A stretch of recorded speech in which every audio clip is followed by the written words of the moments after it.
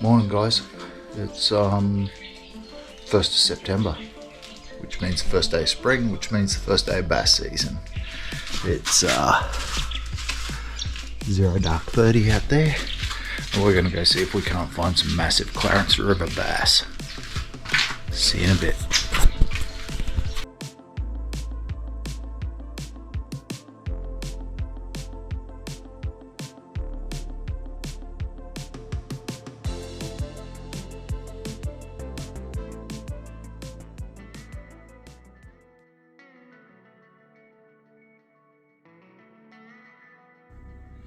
One of the things people ask a lot is, how to handle the disappointment.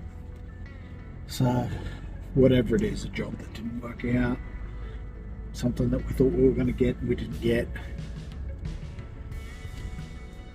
And I guess my secret tip for avoiding disappointment is to not set yourself up for disappointment in the first place. Unfulfilled expectations are generally the bane of human existence. Okay? They're the things that we get really upset about. It wasn't supposed to turn out like this. I don't know why this happened. And I guess to example it, if I think about in the last 2 weeks, on Friday mornings, I've got up at dark 30. That was ugly. I've got up at dark 30 to go fishing. So yesterday, up at 5 o'clock, first day of spring, full moon, opening day of bass season. So I got up early going, yoo-hoo, the bass are on, I'm gonna go get into some. And I fished from roughly daylight till 1:30 or something without even a hit. Now, it would be pretty easy to be upset about that. If I held on to the expectation of catching bass, if I held on to that expectation really tightly, then I would have been supremely disappointed by the outcome. So I've got this theory.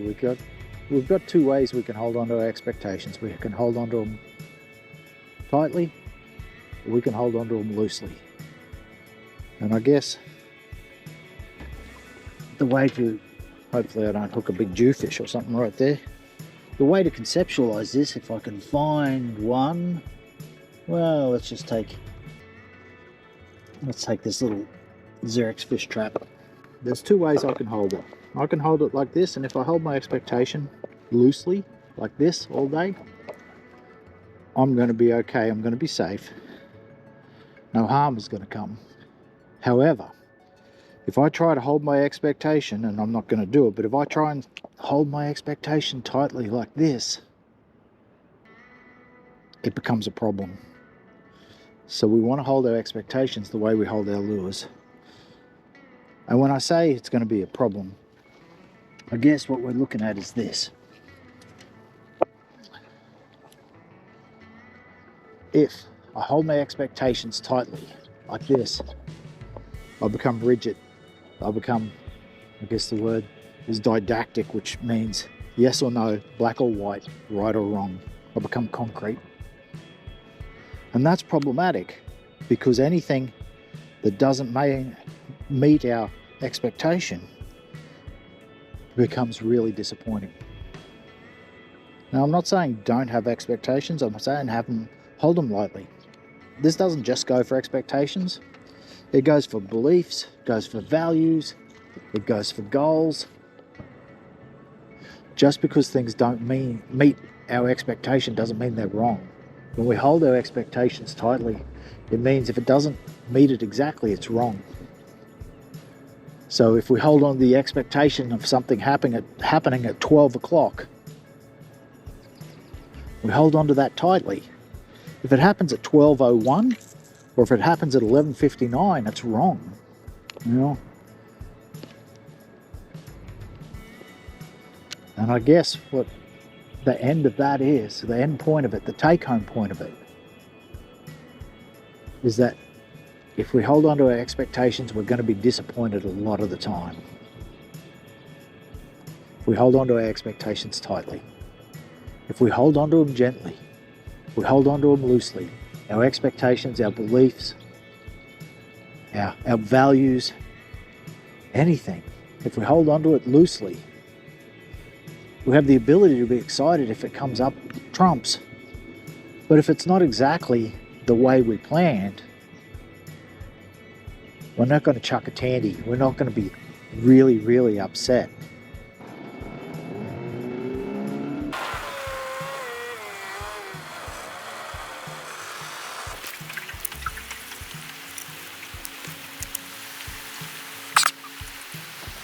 Just coming back to the boat ramp. Good thing I was holding my expectations lightly, because I donutted again, but that's okay. Some days it's about the fishing, some days it's about the experience. But it's always about holding your expectations lightly.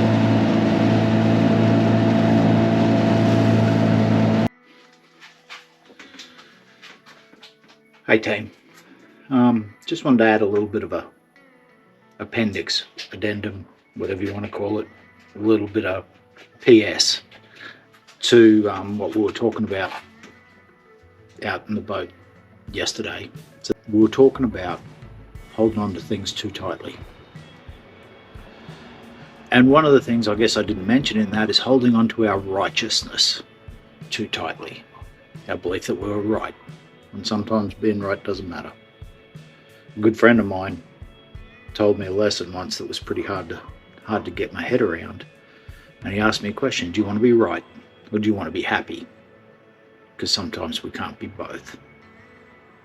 So something funny happened today. We went to Yamba today and I went and did my general boat license course with ABC, who were absolutely fantastic. Big shout out to Scott and Evie, who were really great. It was a really great day out in the water, in the classroom. Enjoyed myself. It was fun and very, very knowledgeable.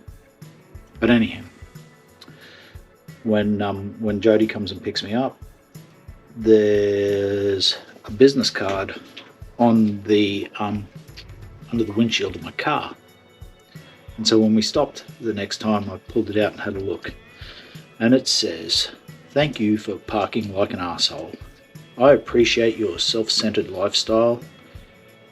Kindly go fuck yourself, you prick." And on the back is a lovely bird. And I had a look at this and I thought, wow, here's someone holding on to their self-righteousness. How upset do you have to be about how tightly do you have to be holding on to the concept of being the parking police, that you have to go out and either buy or get cards printed to show your dissatisfaction with how other people behave? Because the gospel truth is, how someone else parks is none of your damn business. And from my understanding, Jode actually left the tail of our car back over the white line a little bit behind the car in some parallel parks, because the car in front of her was parked right at the back and was not going to be able to get out of their car park if she'd have pulled all the way forward. But it's just an example of how upset, because you've got to be pretty upset to be running around. Like, think about the process here. You've got out of your car, you're all upset. You've either had to dig out your wallet or go back into your car and find your secret stash of "I'm the parking police" passes, and then walk back to someone else's car and place it under the windshield wiper. That's a lot of effort for something that could have been held like this. And a little bit of, oh well, nobody died, everything's okay, I'll be okay. I've probably got a park. If he didn't get a park, it's probably even worse because he's had to walk somewhere else to get it. And I say he, them, they. So I just wanted to add that. Be careful how tightly we hold things. Mark Manson wrote a book called The Subtle Art of Not Giving a F. It's just about this stuff. How many F's is he giving that he's running around holding cards to tell people his indignation, to tell people how pissed off he is, when we could go, okay, cool beans, walk away. So, just wanted to add that on. As always, be kind to your family, be kind to your friends, but above all, be kind to yourself. Peace out.